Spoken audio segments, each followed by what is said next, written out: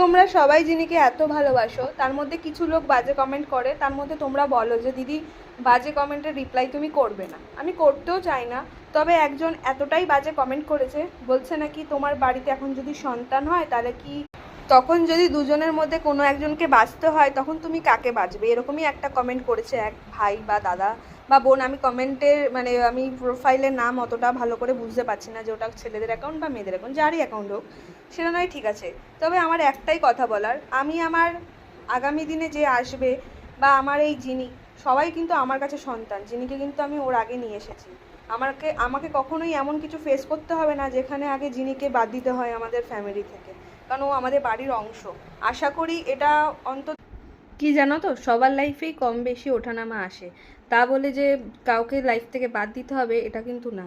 সবাইকে নিয়েই চলাটাই হচ্ছে আমাদের মধ্যে একটা প্রধান দায়িত্ব।